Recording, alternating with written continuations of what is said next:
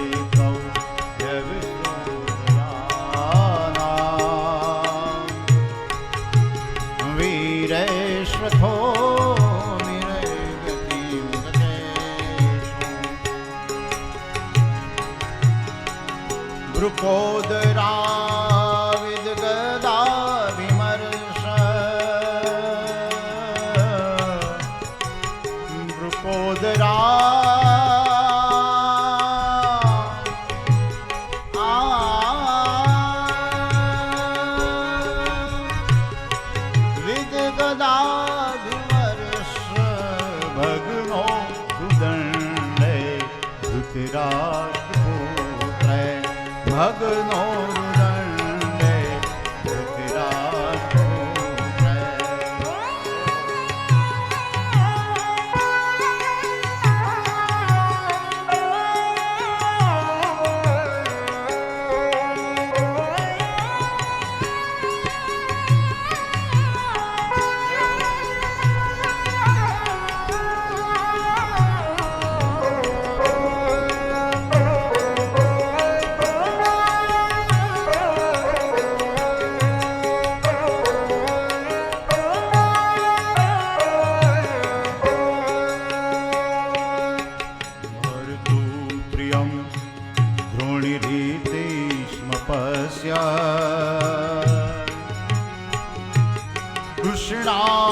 કૃષ્ણાસતાનાં સપતાં શિરાંસી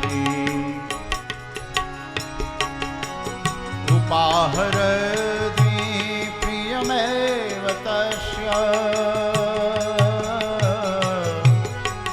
ઉપાહર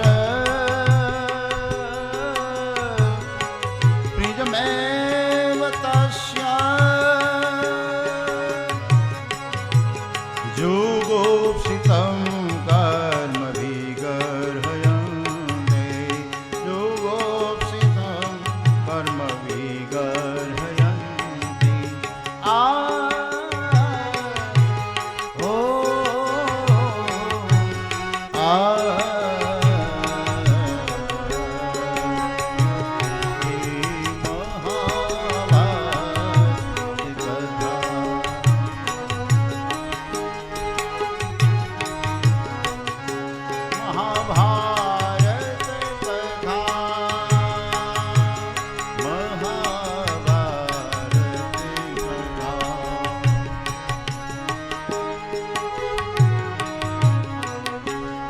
यदा यदा हि धर्मस्य ग्लानिर्भवति भारत अभ्युत्थानम् अधर्मस्य तदात्मानं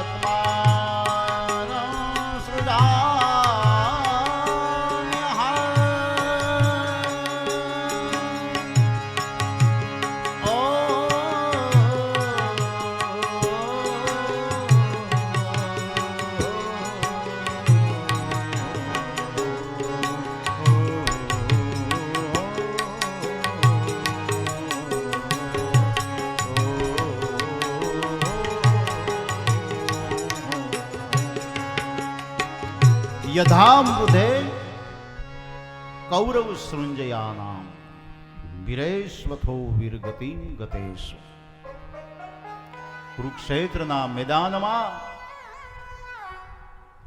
દુર્યોધન ધરતી ઉપર આજે પડ્યો છે. સમ્રાટ દુર્યોધન, જેને જગતમાં એક અહંકાર હતો, અભિમાન હતું કે હું ચક્રવર્તી સમ્રાટ છું, મને કોઈ મારી ન શકે. આજે એવો સમ્રાટ ધરતીના પટ ઉપર જ્યારે પડ્યો, સંધ્યાનો સમય થયો, સૂર્યનારાયણ ભગવાન અસ્તાચળની અંદર જવા જઈ રહ્યા છે, ત્યારે યુદ્ધ વિરામનો સમય થયો. વિજય પાંડવ પક્ષની અંદર ગયો છે. આ બાજુ ધીમે ધીમે ધીમે ધીમે ધીમે રાત્રિનો સમય થયો. અંધકારના ઓડા ધરતી ઉપર ઉતરી પડ્યા અને 18 દિવસથી આજે રણ મેદાનની અંદર કુરુક્ષેત્રના મેદાનમાં યુદ્ધ ખેલાયું હતું. યુદ્ધની એ ધરતી ઉપર, મેદાન ઉપર ભણકારા વાગવા શરૂ થઈ ગયા. કાળની ચીસો જાણે સંભળાતી હોય એવું વાતાવરણ થઈ ગયું. ક્યાંક કોઈના પગ કપાઈ ગયેલા, કોઈના શિર છેદાઈ ગયેલા, લાશોના ઢગડા પડ્યા છે, લોહીની નદીઓ વહે છે, સાહેબ ધોરિયા વહે છે લોહીના. ભણકારા વાગે, મારો મારો, કાપો કાપો. અનેક જીવો ધરતીના પેટાળમાં ધરબૈયા ગયા છે. અનેક યોદ્ધાઓ ધરતીમાં હોડ તાણીને હોઈ ગયા છે. ત્યારે વ્યાસ એને વંદન કરે છે, ધન્ય છે હે મહાપુરુષો, હે વીર ગતિને પ્રાપ્ત કરનારા, હે યોદ્ધાઓ, તમારા ચરણોમાં કોટી કોટી વંદન કરે. દાનેશ્વરી કર્ણ જેવા, કૃપાચાર્ય હે એ દ્રોણાચાર્ય જેવા, વીર અભિમન્યુ, અર્જુન પુત્ર વીર અભિમન્યુ, એ ભારત વર્ષના અનેક યોદ્ધાઓ ધરતીમાં ધરબાઈ ગયા. ત્યારે વ્યાસના ચરણોમાં કોટી કોટી વંદન કરે છે. ધન્ય છે હે વીર યોદ્ધાઓ, તમારી વીર ગતિને મારા પ્રણામ. પણ એ જ શ્લોકના બીજા ચરણમાં ભૃકોદરાવિદ ગદાભિમર્ષ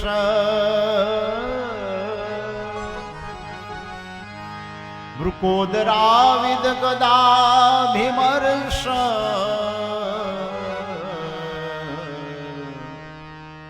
ભગનો રુદંડે ધૃતરાષ્ટ્રપુત્રે. અહીંયા દુર્યોધનની ઓળખ કેવી આપી છે વ્યાસે, એની સાવધાની જુઓ વ્યાસની. બધાને વીર કહીને સંબોધન કર્યું છે, દુર્યોધનને વીર નથી કીધો. શું કામે નથી કીધો? કે દુર્યોધન પોતાના સ્વાર્થને માટે લડ્યો છે, પોતાનો સ્વાર્થ સિદ્ધ કરવા માટે લડ્યો, બીજાને દુઃખ આપવા માટે લડ્યો છે, બીજાની બરબાદી કરવા માટે લડ્યો છે, બીજાને મારી નાખવાના ભાવનાથી લડ્યો છે. એટલે એને વીર નો કહેવાય. વીર તો એને કહેવાય જે ધર્મને માટે લડે, નીતિને માટે લડે, સદાચારને માટે લડે. એટલા માટે અહીંયા દુર્યોધનની ઓળખ ખાલી એટલી જ આપી, ભગનો રુદંડે ધૃતરાષ્ટ્રપુત્રે. જેના પગ કપાઈ ગયા, જેના પગ છેદાઈ ગયા, એવો દુર્યોધન એક લાચાર બાપનો દીકરો છે, બસ ધૃતરાષ્ટ્રનો દીકરો છે, એવી ઓળખ વ્યાસે આપી. માણસની ઓળખ એના જન્મથી નહીં, માણસની ઓળખ એના કર્મ થકી થતી હોય છે સાહેબ. જન્મ તો ઊંચ નીચ ઘેરે થાય, પણ માણસ મહાન બને છે પોતાના કર્મ થકી. જો સારા કર્મ કર્યા હોય ને તો આ જગત યાદ કરે. નામ રહંત ઠકરા નાણા નહીં રહન, કીર્તિ હુંડા કોટડા પાયડા નહીં પણ.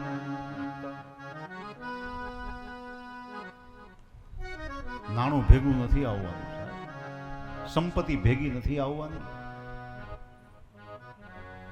આપણા કરેલા કર્મ આપણી સાથે આવશે, આપણી કરેલી કીર્તિ પ્રતિષ્ઠા એ આપણા સુધી આવશે. એટલા માટે કર્મ મહાન છે. દુર્યોધનના ખરાબ કર્મને કારણે વ્યાસે માત્ર એની સામાન્ય ઓળખ આપી દીધી કે લાચાર બાપનો દીકરો, એથી વિશેષ બીજું કાંઈ નથી. અને એવો દુર્યોધન જ્યારે ધરતી ઉપર પડ્યો છે, અંધારી રાત, કૌરવ કુળની અંદર બધાનો વિનાશ થઈ ગયો. કૃપાચાર્ય, કૃતવર્મા અને અશ્વત્થામા, આ ત્રણ વ્યક્તિ જીવિત છે.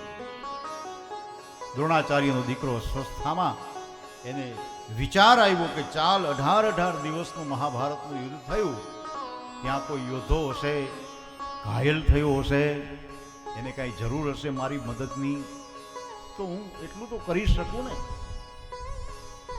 એટલે હાથમાં મસાલ લઈ રાત્રિના અંધકારના સમયે કુરુક્ષેત્રના મેદાનમાં એ નીકળે છે. ધીમે ધીમે ધીમે ધીમે પગલા માંડતા આગળ જાય. ભયંકર રાત. આજે 18 દિવસનું યુદ્ધ આજે વિરામ પામી ગયું, વિશ્રાંતિ પામી ગયું, પણ વિનાશ વેરી ગયું સાહેબ, વિનાશ વેરી ગયું. એમ કહેવાય છે કે મહાભારતનું યુદ્ધ જ્યારે પૂરું થયું ને પછી ભગવાન કૃષ્ણ દ્રૌપદીને મળવા આવે છે. ધર્મની માનેલી બહેન દ્રૌપદી, અને ત્યારે દ્રૌપદીને જ્યારે મળવા આવે છે ને ત્યારે દ્રૌપદીની આંખમાંથી દળ દળ દળ દળ આંસુ. કનૈયા, માધવ, હે ગોવિંદ, આ શું થયું? જ્યાં જ્યાં નજર કરે ને ત્યાં લાશના ઢગલા પડ્યા છે. કોઈનો ભાઈ હુમાઈ ગયો છે, કોઈનો કંથ પતિ હુમાઈ ગયો છે યુદ્ધમાં, કોઈનો દીકરો હુમાઈ ગયો છે. આવી ભયંકરતા જોઈ દ્રૌપદીનું હૃદય ખડભડી ગયું અને કૃષ્ણને કહે છે, કનૈયા, આવું શું કામ કર્યું? તે યુદ્ધ અટકાવ્યું હોત તો? તું તો બધું કરવા માટે શક્તિશાળી છે, પણ ત્યાં વિનાશ કેમ નોતરો? આજે દ્રૌપદી કહે છે કે મારી સામે આ વિધવાઓને જ્યારે હું જોઉં છું ને ત્યારે મારું હૃદય ચિરાઈ જાય છે. એના પતિ આ રણ મેદાનની અંદર કામ આવી ગયા. યુદ્ધમાં અનેક નિર્દોષ જીવો મર્યા છે. કૃષ્ણને કહે છે, જો તે આવું શું કામ કર્યું? તે અટકાયું નહીં આ યુદ્ધને. કૃષ્ણ બધું સાંભળે છે અને પછી એ દ્રૌપદીને મંદ મંદ હસતા હસતા જવાબ આપે છે, દ્રૌપદી, તું મને કહે છે કે આવું શું કામે કર્યું? આ તો તારે પેલા વિચારવાની જરૂર હતી. આ કેમ થયું, કેવી રીતે થયું, એ તને નથી ખબર. તારા એક જ શબ્દના ઉચ્ચારમાંથી આ ભયંકર મહાભારતનું યુદ્ધ થયું છે. કે તારા સ્વયંવરમાં જ્યારે દુર્યોધન જ્યારે ઊભો થયો અને એનો પગ લથડાયો અને એ જ્યારે પડી જાય છે ભરી સભામાં, ત્યારે દ્રૌપદી તારે ઈ કહેવાની શું જરૂર હતી કે આંધળાના તો આંધળા જ હોય ને? શું કામ બોલી તું ન બોલી હોત તો ન ચાલત. શું કામ મેણું માર્યું એને ટકોર હું કામ કરી? તે દ્રૌપદી, ક્યારેક ક્યારેક અમુક પરિસ્થિતિને માટે આપણે જ જવાબદાર હોય છીએ, પણ આપણે આપણી જાતને સ્વીકાર નથી કરી શકતા. અમુક પરિસ્થિતિનું નિર્માણ કરવા વાળા આપણે જ હોય, પણ આપણને ન સમજાય, સ્વીકાર ન કરી શકીએ કે આ મારા થકી થયું છે. આપણે તો બીજાને કહીએ કે આમ કેમ કઈ રીતે. કૃષ્ણએ કીધું, દ્રૌપદી આ બધો વિચાર તારે ત્યારે કરવાની જરૂર હતી. એક ક્ષણને માટે તો તું તારી વાણી ઉપર જો સંયમ રાખી શકી હોત ને, તો આજે આ વિનાશ થાત જ નહીં. આજે આ વિધવાઓ જે સામે આ ઊભી છે ને, એ જોવાનો વારો ન આવે. આ બાપ વગરના આજે આ દીકરા થઈ ગયા છે નોધારા, એ નો થયા હો. દ્રૌપદી, વાણી ઉપર હંમેશાને માટે સંયમ રાખવો જોઈએ. આપણી વાણી એવી ન હોવી જોઈએ કે કોઈનું સમાન ખવાય. આ મહાભારત છે, જો આ મહાભારતના સિદ્ધાંતો જો તમે સાહેબ, જીવન જીવતા શીખડાવી જાય.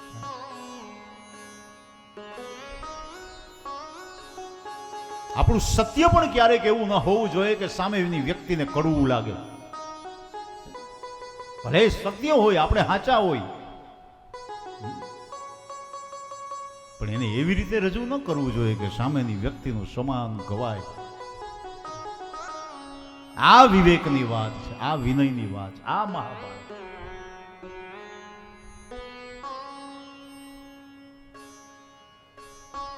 અને એ જ્યારે દુર્યોધન ધરતી ઉપર પડ્યો છે અને અસ્વસ્થામાં જ્યારે આવે છે, અંધારી એ રાત, અનેક એવા ભયંકર ભણકારા સંભળાય છે. મસાલના અજવાળે અજવાળે આમ આગળ જાય છે, પણ એમાં તો કોકના કણસવાનો અવાજ એને સંભળાયો. કાને કોઈ દુઃખના ઉહુકારા કરે છે.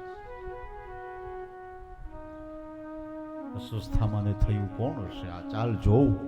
અવાજની દિશામાં આગળ જાય, જ્યાં થોડેક દૂર ગયો, આગળ ગયો, ત્યાં તો મસાલના ઝાંખા ઝાંખા અજવાળે જોયું કે કોઈ યોદ્ધો ધરતી ઉપર પડ્યો છે. મુખેનું ધરતીની બાજુમાં છે, ઊંધો પડ્યો છે, ઘાયલ થઈને પડ્યો છે, તરફડિયા મારે છે, શરીરમાંથી પ્રાણ નથી જતો. અસ્વસ્થામાં થયું કોણ છે? ચાલ જોઉં તો ખરા. અને એક હાથમાં એને મસાલ પકડી છે, એક હાથે જે યોદ્ધો છે એનું માથું, એનું મોઢું પકડીને આમ એને સવડો કરે છે, પોતાના તરફ કર્યું. પણ ત્યાં તો એને ખબર પડી કે ઓહો, આ તો હસ્તિનાપુર નરેશ સમ્રાટ દુર્યોધન છે, મારો મિત્ર છે.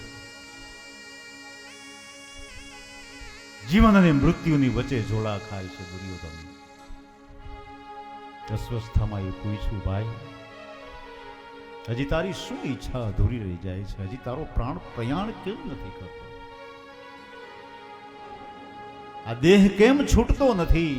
કાંઈ ઈચ્છા છે મનની અંદર, અધૂરું રહી ગયું છે હજી? કાંઈ ઈચ્છા હોય અંતિમ સમયની તો મને કહે, હું તારો મિત્ર છું, પૂરી કરીશ. અને એ દુર્યોધન એમ કહે છે, અસ્વસ્થામાં ઈચ્છા તો હવે કોઈ બીજી અધૂરી નથી.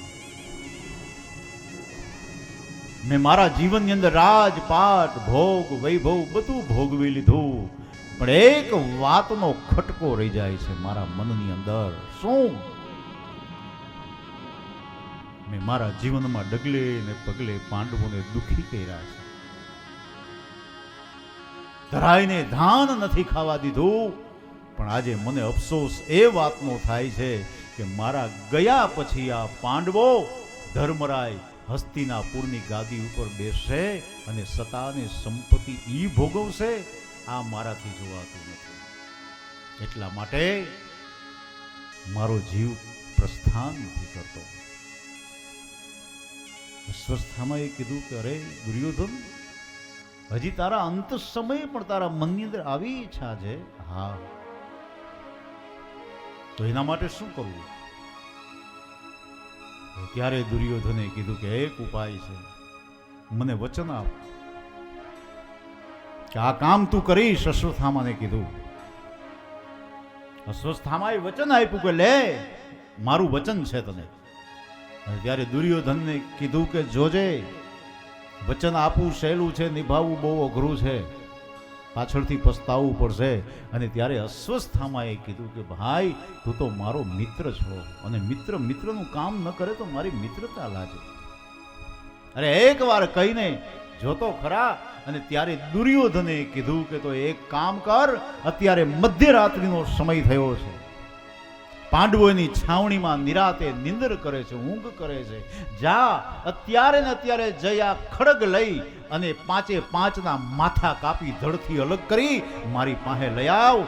મરતા મરતા એ કપાયેલા માથાને જોઈશ ને ત્યારે શરીરમાંથી મારો પ્રાણ નીકળશે. બસ આ એક જ ઉપાય છે. જોવો આ માણસની પ્રકૃતિ જોવો. જીવન અને મૃત્યુની વચ્ચે જોડા ખાય છે, છતાં હજી એની પ્રકૃતિ બદલી નહીં. વિનાશ થયો કુળનો, છતાં સ્વભાવ ન બદલાયો. આ બહુ અઘરું છે. સ્વભાવ બદલવો ને બહુ અઘરું છે સાહેબ. આપણે નથી કહેતા કે પ્રાણ અને પ્રકૃતિ હારે આવે ને હારે જાય. આ પ્રકૃતિ એટલે સ્વભાવ. છેલ્લી ઘડી આપણે ખાટલામાં પડ્યા હોય, પથારીમાં પડ્યા હોય, તોય સ્વભાવ ન બદલાય. અમુકને બગડે, બાકી સુધરે નહીં.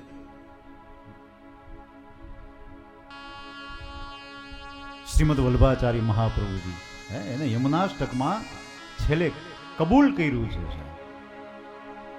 યમનાષ્ટકનું છેલ્લું ચરણ લખ્યું ત્યારે એને લખ્યું, સ્વભાવ વિજયો ભવે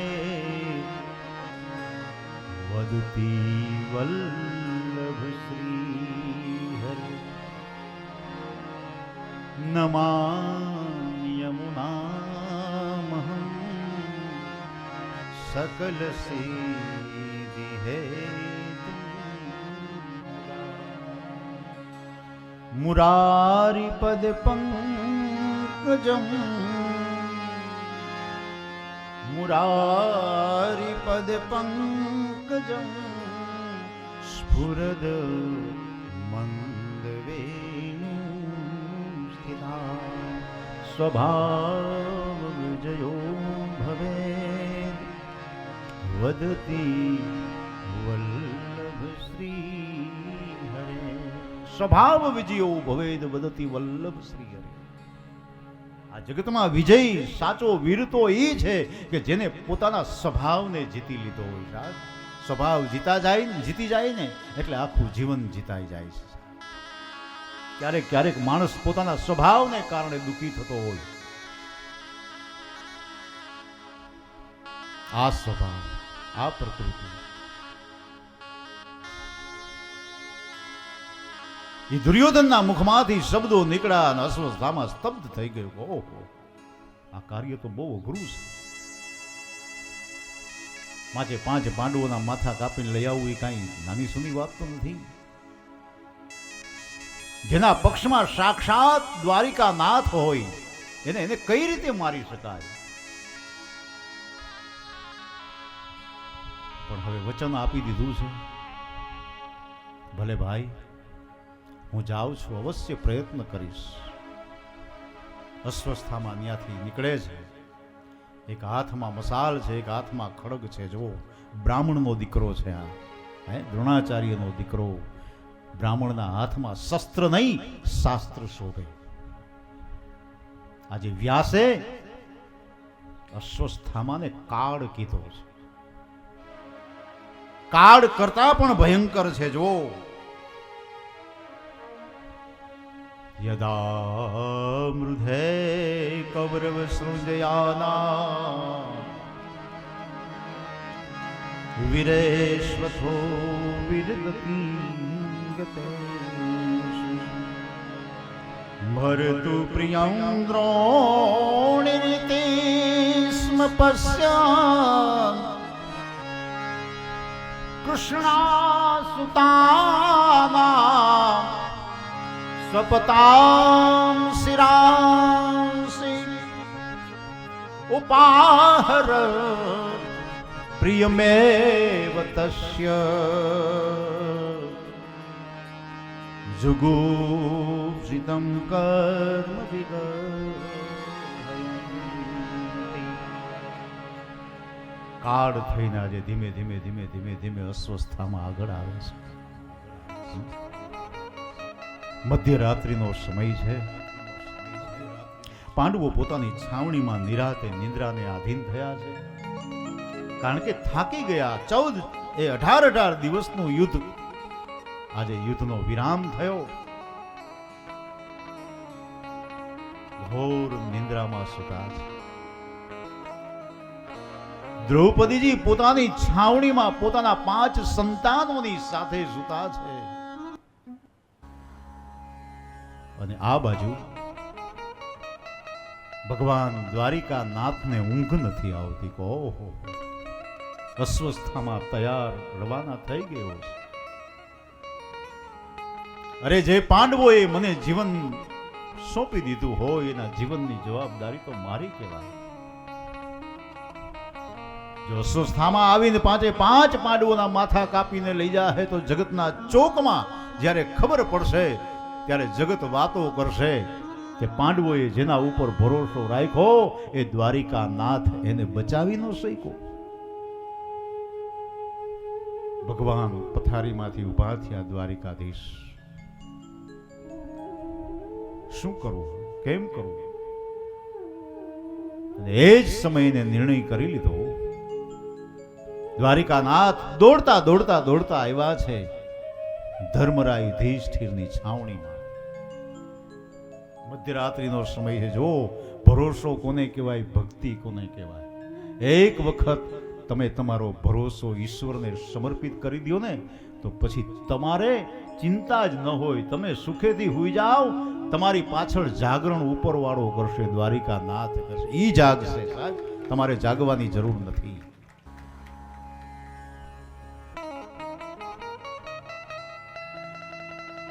દ્વારિકાનાથ આવ્યા છે પાંડવોની છાવણીમાં. ભર નિંદ્રામાં સુતેલા એ ધર્મરાય એની છાવણીમાં જાય છે. આમ પગ પકડી ઢંઢોળે છે. મોટા ભાઈ, એ મોટા ભાઈ, જાગો.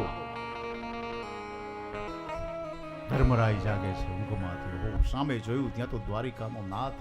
હે પ્રભુ, તમે અત્યારે મધ્યરાત્રે આ પરિશ્રમ ઉઠાવવાની શું જરૂર હતી પ્રભુ? અત્યારે બોલો, શું સેવા કરું? ત્યારે કૃષ્ણે કીધું કે આજે સેવા કરાવવા માટે નહીં, તમારી સેવા કરવા માટે આવ્યો છું. આજે અવસર મળ્યો છે તમારી સેવા કરવાનો. જીવન પર્યંત તમે મારી સેવા કરી, આજે આ લાભ મને આપો બાપ. શું થયું પ્રભુ અત્યારે અચાનક? કૃષ્ણએ કીધું કે મને આખી રાત્રિ ઊંઘ નથી આવી. પડખા ફેરવી ફેરવી ફેરવી અને બહુ દુઃખી થયો છું કે 18 દિવસનું મહાભારતનું યુદ્ધ ખેલાયું, એમાં અનેક નિર્દોષો મરાયા છે, અનેક જીવોનો આપણે વિનાશ કર્યો છે, વધ કર્યો છે. ગમે એમ તો પાપ તો લાગે ને, એટલા માટે એ પાપને નિવારવા માટે આજે હું તમારી પાસે આવ્યો છું. ધર્મરાયે કીધું કે શું એનો ઉપાય? એનો ઉપાય એક જ છે. પતિત પાવનીમાં ભાગીરથી ગંગાના પવિત્ર નીરમાં ચાલો આપણે સ્નાન કરવા જવું છે, જેથી કરી આપણને લાગેલું પાતક સદાને માટે દૂર થઈ જાય. ધર્મરાય યુધિષ્ઠિરે કીધું, વાહ પ્રભુ વાહ, ડગલે ને પગલે અમારો ખ્યાલ તું કેટલો રાખે છે મારા નાથ. નહીતર ત્યારે એમ પૂછ્યું હોત તો ન ચાલત, એમ એવી દલીલ કરી હોત તો ન ચાલત કે હે પ્રભુ અત્યારે શેની ઉતાવળ છે. ગંગામાં સ્નાન કરવા જવું છે તો આ રાત જવા દો, સવાર પડશે આપણે સ્નાન કરી આવશું. અત્યારે આ મધરાત્રિએ જવામાં પણ નહીં. કૃષ્ણએ કીધું એટલે એના વચન ઉપર ભરોસો છે. જો ભક્તિ માર્ગની અંદર શ્રદ્ધા અને વિશ્વાસ હોવો જોઈએ, એમાં પછી પ્રશ્નોત્તરી ન હોય. જેને વિશ્વાસ હોય શબ્દમાં,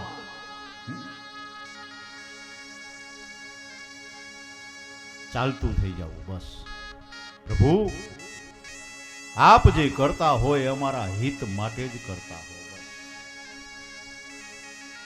સબરીને જ્યારે એના ગુરુ માતંગ ઋષિએ કીધું કે બેટા તારી સેવાથી અમે પ્રસન્ન થયા છે, કે બહુ અમારી સેવા કરી, જા અમારા આશીર્વાદ છે તારે ત્યાં ભગવાન રામ જરૂર પધારશે. બસ આટલું કીધું. પછી સબરીએ એવું નહોતું પૂછ્યું ક્યારે પધારશે. આ શ્રદ્ધા, આ વિશ્વાસ કે બસ મારા ગુરુએ કીધું એટલે મારે ઘેર રામ આવશે.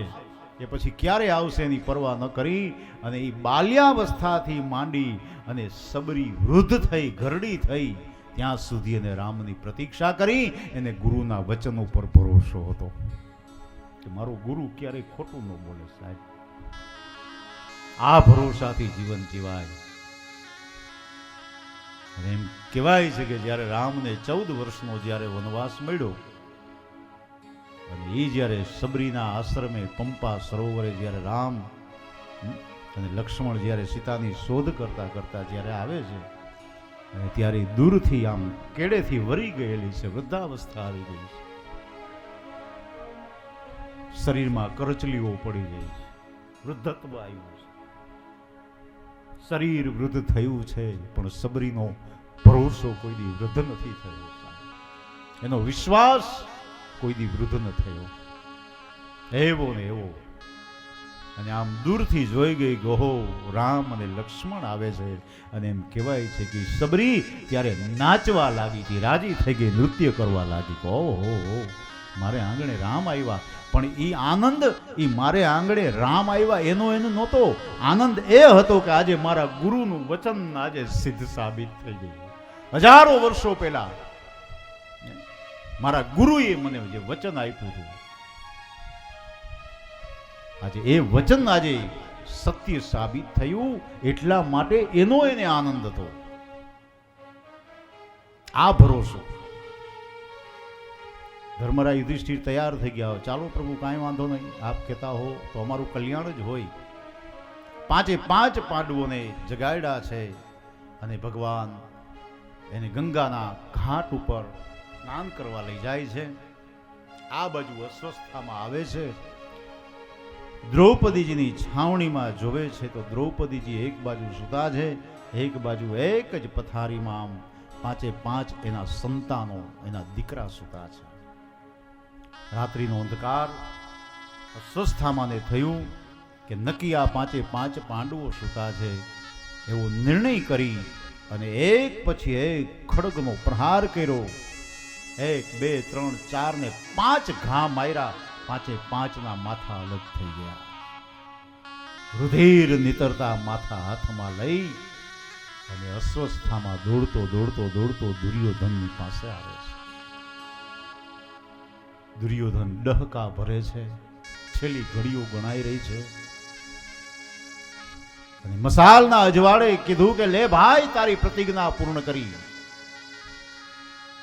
તારી ઈચ્છા હતી ને, જોઈ લે 5ના માથા કાપીને લાવ્યો, તારા જીવને ગતિ કર. અને દુર્યોધન જ્યાં નજર કરે છે એ માથા ઉપર, હાથમાં અસ્વસ્થામાના હાથમાં માથા છે, લોહીના રેગાડા હાલે છે.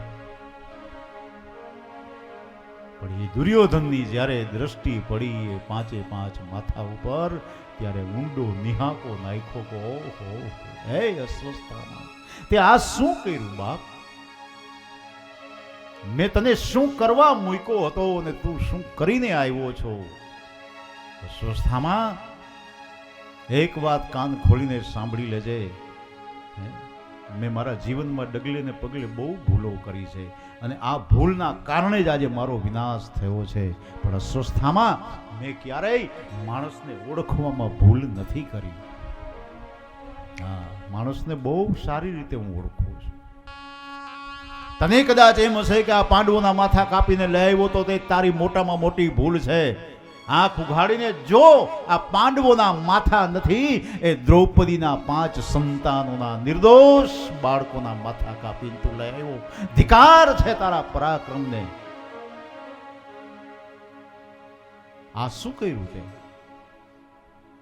મારે વેર હતું તો પાંડવોની હારે હતું. આ એના નિર્દોષ બાળકોએ મારું શું બગાડ્યું? આજે તે ન કરવાનું કર્મ કર્યું અસ્વસ્થામાં. આજે જે દુર્યોધન બોલ્યો છે ને, બહુ સરસ બોલ્યો છે. મહાભારતમાં એની નોંધ લેવાય છે કે મરતા સમયે જે દુર્યોધનના મુખમાંથી જે શબ્દ નીકળ્યા એ બહુ સમજવા જેવા છે. આજના સમાજે કોઈ માણસ જન્મજાત બગડેલો નથી હોતો. કોઈ માણસ જન્મજાત ખરાબ નથી હોતો. કોઈ માણસ જન્મજાત સારો નથી હોતો. સારો અને ખરાબ બનાવે છે એની આજુબાજુમાં રહેલું એનું વાતાવરણ. ક્યારેક ક્યારેક પરિસ્થિતિ જ માણસને ખરાબ થવા માટે મજબૂર કરે છે. જેટલા જેટલા આ બધા ઇતિહાસના બધા પાત્રો છે, આપણે જેને ખરાબ કહીએ છીએ કે રાવણ આવો હતો, દુર્યોધન આવો હતો, કંસ આવો હતો, પણ બધાના ઇતિહાસની અંદર તપાસી લેવાની છૂટ એ જ્યારે મર્યા છે ને ત્યારે સમાજે ઇતિહાસે એની નોંધ લીધી છે. બહુ સારું બોલ્યા છે. જીવન ભલે બગડી ગયું એનું, પણ મોતના સમયે જગતને કંઈક સંદેશ આપીને ગયા છે. દુર્યોધને કીધું કે અસ્વસ્થામાં મારા તો આખા કુળનો વિનાશ થઈ ગયો. મારી પાછળ કોઈ પિંડદાન કરે એવું છે નહીં, કોઈ તર્પણ કરે એવું છે નહીં. ગમે એમ તો આ મારા હતા અને મારી પાછળ જો કાંઈક કરત ને તો એ મને મળત. આજે સ્વીકારવું પડ્યું જો દુર્યોધનને. ગમે એમ તો મારા હતા. સત્યને વહેલું મોડું સ્વીકારવું જ પડે સાહેબ. પણ ત્યાં બહુ મોડું થઈ ગયું હોય. પેલા સ્વીકારી લીધું હોત તો આ યુદ્ધ જ ન થાત ને. ન સ્વીકારી શક્યો. આજે સ્વીકાર્યું છે કે ગમે એમ તો આ મારા હતા, મારી પાછળ એક જળનો ખોબો ભરી અને મને અર્પણ કરત ને તો એ જળની અંજલિ મને મળત. હે અસ્વસ્થામાં એ અધિકાર તે છીનવી લીધો મારી પાસે. જા, તારું કલંકિત મુખ મને બતાવીશ નહીં. આજે લાચાર છું, ધરતી ઉપર પડ્યો છું અને મારા ગુરુનો દીકરો છો, તું બ્રાહ્મણ છો, નહીતર તારું ધરતી માથું અલગ થયું હોય. અસ્વસ્થામાં મારું જીવન તો મેં બગાડ્યું, પણ આજે મારું મોત તે બગાડ્યું. મને મરવા ન દીધો સુખેથી. જા, તારું કલંકિત મુખ મને બતાવીશ નહીં. અસ્વસ્થામાં જાય છે. આ બાજુ દ્રૌપદી જાગે છે, પોતાના 5 દીકરાના માથા કપાઈ ગયેલા જોઈ કરુણ આક્રંદ કરે છે. ઓહ, આ શું? કોણ હશે આવો આતતાઈ? મારા 5 સંતાનના માથા કાપીને લઈ ગયો. રુધિરની આમ ધારા વહે છે અને એટલામાં ભગવાન કૃષ્ણ પાંડવોને લઈને છાવણીમાં પાછા પ્રવેશ કરે. આખું વાતાવરણ પલટાઈ ગયું. વિજયનો જે આનંદ હતો એ શોકમાં પલટાઈ ગયો. દ્રૌપદીની આંખમાં ચોધાર આંસુ જોયા ભગવાને અને કૃષ્ણ દ્રૌપદીની માથે હાથ મૂકે છે. દ્રૌપદીનું એક નામ કૃષ્ણા હતું. ભગવાન જ્યારે પ્રેમથી પોતાની ધર્મની બહેનને બોલાવતા ને ત્યારે કૃષ્ણા કહીને સંબોધન કરતા. કૃષ્ણા સુતાના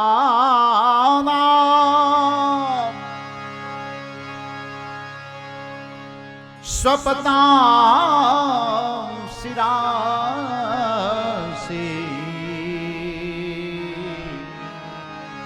ઉપાહર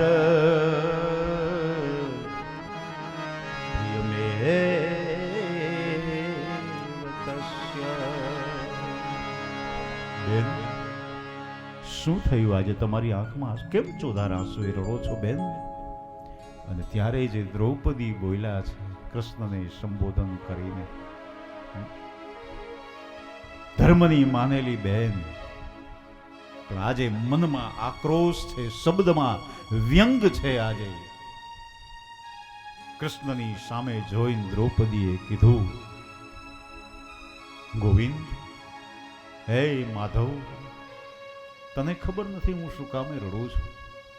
આમ જોઈ લે, પથારીમાં મારા 5 સંતાનોના માથા કપાયેલા છે. આ દિવસ જોવા માટે અમને જીવાડ્યા તે. અરે આના કરતા તો મહાભારતના યુદ્ધમાં અમને મારી નાખ્યા હોત તો સારું હતું. આ દિવસ જોવાનો વારો ન આવે. ત્યારે કૃષ્ણ દિલાસો આપે છે કે બેન, જે થવાનું હતું એ થઈ ગયું. નિયતિને કોણ રોકી શકે? અફસોસ ન કરો બેન. ત્યારે દ્રૌપદીજીએ કીધું, કનૈયા, એક વાત કહું. શું? જોજો આજે દ્રૌપદીના મુખમાંથી જે શબ્દો નીકળ્યા, ત્રિલોકનો નાથ થંભી ગયો કે ઓહો, આ સંસારના સ્વાર્થી સંબંધો હશે. કનૈયા, સાચું બોલજે, આજે ખોટું ન બોલતો. તે બહુ કપટ કરતો આવ્યો છો જિંદગીમાં, પણ આજે તારી સામે ઉભેલી તારી ધર્મની બેન દ્રૌપદી છે. તારા કપટને હું બરાબર સમજુ છું. કનૈયા, સાચું હોય એવું કહી દેજે, પણ શું છે બેન? અને ત્યારે દ્રૌપદીએ કીધું કે હે કૃષ્ણ, આ મારા 5 દીકરા કપાવી નાખવામાં ક્યાંક તારો હાથ તો નથી ને? તે તો માથે ઉભા રહીને બધું નથી કરાયું ને? સાચું કહી દેજે ભાઈ. વાત જ્યારે કૃષ્ણએ સાંભળી ત્યારે આંખ કાન આડે હાથ રાખ્યા છે. બસ કરો બેન, આ શું બોલો છો? હું માથે ઉભા રહીને તમારા સંતાનોને કપાવું? બસ, મારા પ્રેમનો તમે આ બદલો આપ્યો? ભરી સભામાં 999 ચીર પૂરનાર, હે બેન, તારી લાજ બચાવનાર કૃષ્ણ, તારી પાસેથી તારા સંતાનો કોઈ દિવસ છીનવી ન શકે. આ સ્વાર્થી સંસાર જો કોઈને છોડ્યા નથી સાહેબ. આપણને શું છોડવાના છે? હે, કૃષ્ણની માથે પણ આડ હતું, પણ આ તો મહાપુરુષ, યુગ પુરુષ છે. એક શબ્દ બોલ્યા નથી સાહેબ. નહીતર એટલા માણસોની વચ્ચે આપણી ઉપર કોઈ ખોટું આડ ચડાવે તો એ કેમ સહન થાય? પણ આ તો કૃષ્ણ છે. એને વિચાર કર્યો કે આજે હું બોલીશ તો મારા બોલવાનો ખોટો મેસેજ સમાજમાં જશે, ખોટો સંદેશ જશે. નહીતર બોલતા તો એને આવડતું હતું. એ જવાબ તો આપી શકે એમ હતા, પણ ન આપ્યો. ક્યારેક ક્યારેક જીવનમાં છે ને, બહુ સમજી અને વિચારીને ચાલવું જોઈએ. આપણા બોલવાથી સમાજમાં જો એનો ખોટો સંદેશ જાય તો ત્યાં શાંત રહેવું, મૌન રહેવું. આપણા બોલવાથી આપણા પૂર્વજોને જો એના સત્વને કલંક લાગતું હોય તો એવા સમયે ત્યાં મૌન રહેવામાં જ મજા છે, બોલવું નહીં સાહેબ. આ સિલવંત સાધુ ગંગા સતીએ એટલા માટે જ કદાચ કીધું હશે કે સિલવંત સાધુને વારે વારે સેવીએ પાનભાઈ, એના બદલે નહીં વર્તમાન. વર્તમાન એટલે અહીંયા કોઈ કાળની ગણના નથી કરી, ભૂત ભવિષ્ય કે વર્તમાન એ કાળ નહીં, પણ વર્તમાન એટલે એનો વ્યવહાર. સાચો માણસ હોય ને એ કોઈ દિવસ એનું વર્તન ન બદલે સાહેબ. ગમે એવી પરિસ્થિતિ સામે આવીને ઊભી રહી હોય તો. કૃષ્ણના જીવનના એવા 2 પ્રસંગો છે. એક આ પ્રસંગ અને બીજો પ્રસંગ જ્યારે મહાભારતનું યુદ્ધ પૂરું થયું અને ત્યારે એમ કહેવાય છે કે કૌરવોની માતા ગાંધારી જ્યારે કૃષ્ણને મળવા આવે છે, પોતાના બધા સંતાનોનો વિનાશ થઈ ગયો. મહાભારતના અનેક એવા પ્રસંગો છે, તમે જોજો, વાંચજો. કે જ્યારે રસ્તો ન મળે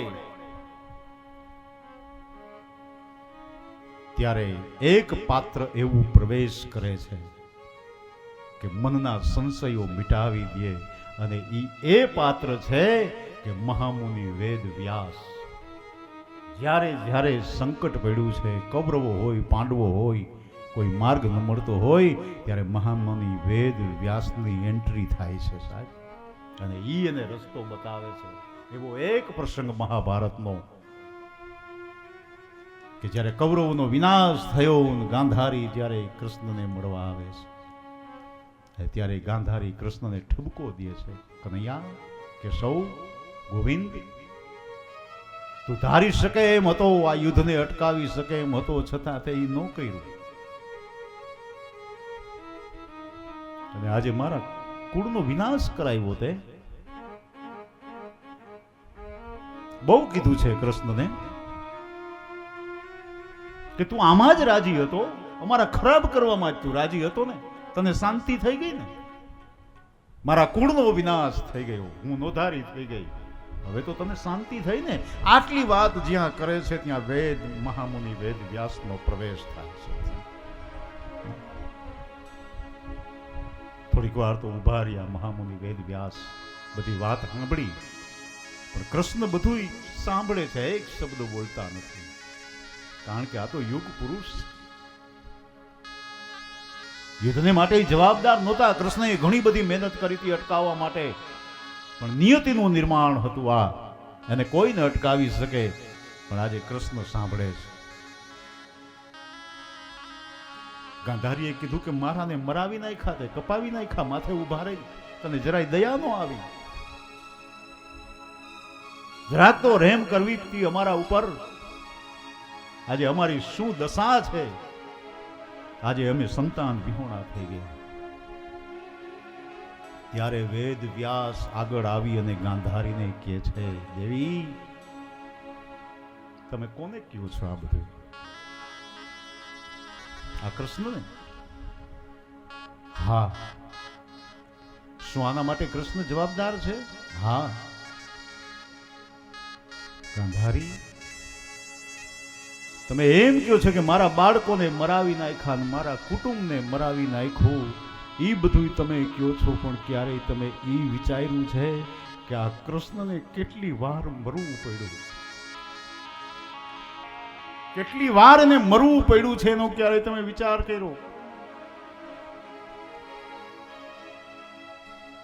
અને સારા માણસોને જગતમાં મૃત્યુ પહેલા કેટલી બધી વાર મરવું પડતું હોય છે, મરી મરી અને જીવન જીવવું પડતું હોય છે. આ કૃષ્ણના અંતરની વેદના તો તમે વિચારો. મહાભારતનું યુદ્ધ થાય એવી એની ઈચ્છા નહોતી, અટકાવવાના ઘણા બધા પ્રયત્નો કર્યા, છતાં ન અટકી શક્યું, અને ત્યારે એને કેટલી વખત મરવું પડ્યું છે. એની વેદનાને તમે નથી સમજી શકતા.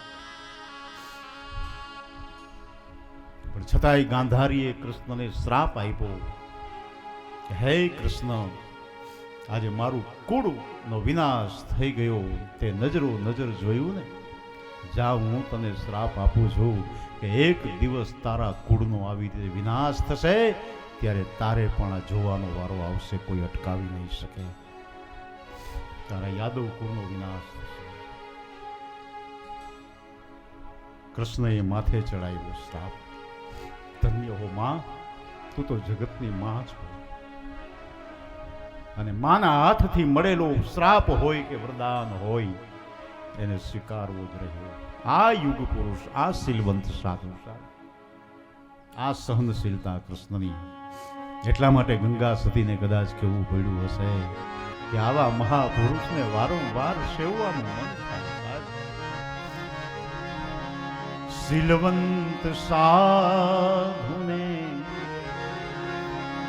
વારે વારે નમીએ પાનબા, એ જીના બદલે નહીં વર્તમાન,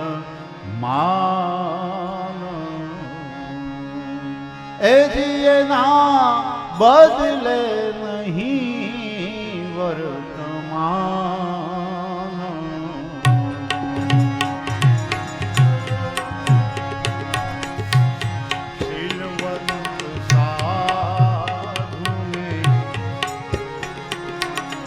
શીલવંત સાધુ જેનું કોઈ દી વર્તન ન બદલે, જેનો વ્યવહાર ન બદલે. વારે વારે સેવીએ પાનમાં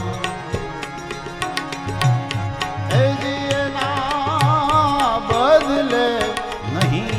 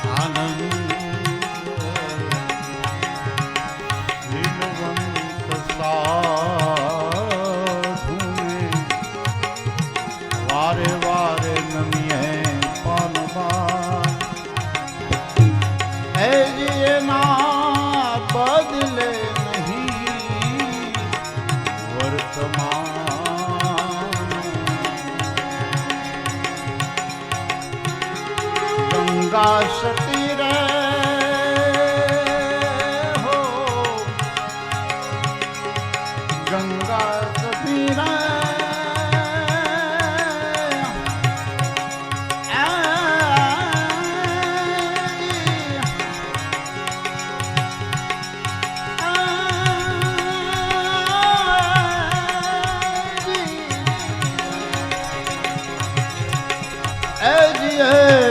બોલા પાનમાં ગંગા સતી ગઈ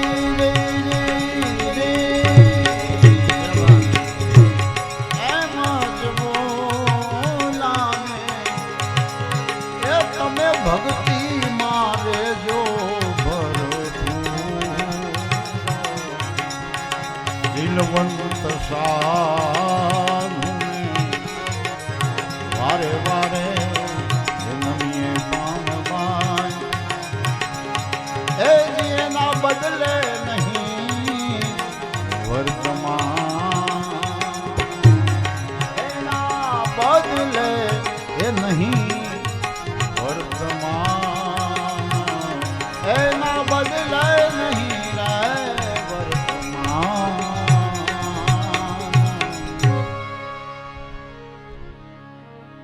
સ્તબ્ધ થઈ ગયા છે. દ્રૌપદી ખૂબ બોલ્યા છે,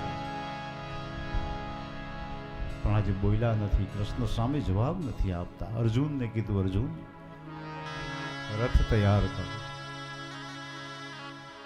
અર્જુને રથ તૈયાર કર્યો છે. ભગવાન રથમાં બિરાજમાન થયા. અર્જુન રથ પવન વેગે હંકારી મૂકે છે. થોડેક દૂર જાય ત્યાં તો અસ્વસ્થામાં દોડતો દોડતો જાય છે. કારણ કે એનું કર્મ છે ને, એ એને ક્યાંય નિરાતે બેહવા નથી દેતું. આપણા કરેલા કર્મો આપણને ક્યાંય શાંતિ નથી આપતા. પાપ કર્યું હોય ને, એ પાપ ક્યારેય આપણને હક ન કરવા જોઈએ.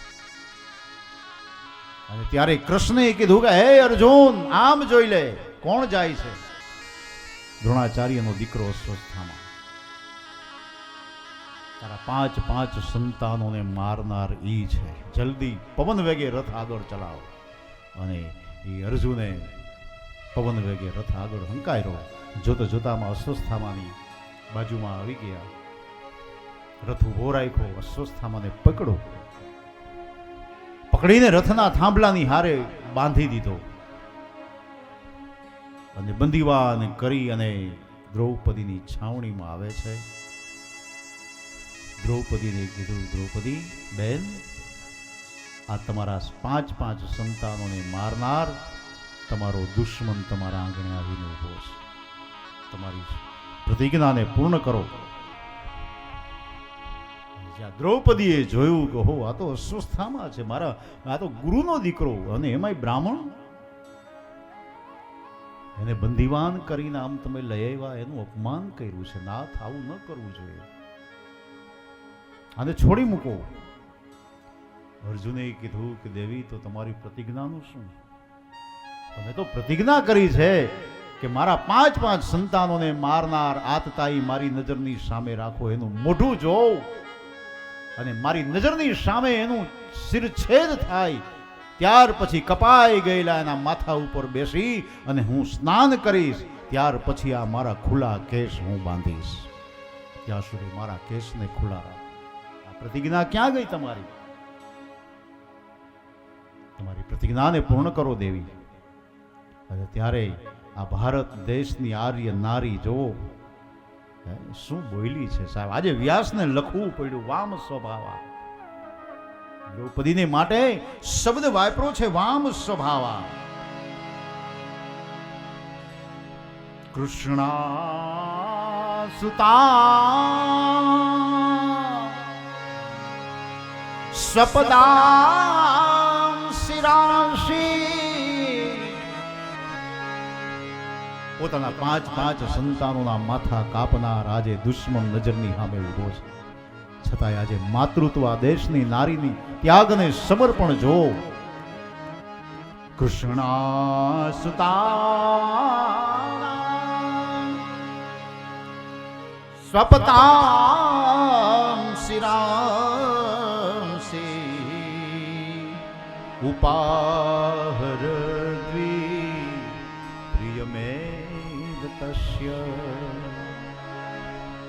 એને છોડી મૂકવાની વાત કરી છે. આ તો એક માં જ કરી શકે સાહેબ. પોતાના સંતાનો તો બધાને વાલા લાગે, પણ જ્યારે પારકા દીકરા પોતાના ગણી અને જે વાલા લાગે ને, એ આ દેશની માં છે. એના સિવાય બીજું કોઈ ન કરી શકે. ધન્ય છે આ દેશની આર્ય નારીને, હજારો વાર ધન્ય છે. આ ત્યાગ, આ સમર્પણ છે, આ માતૃત્વ છે આ દેશ.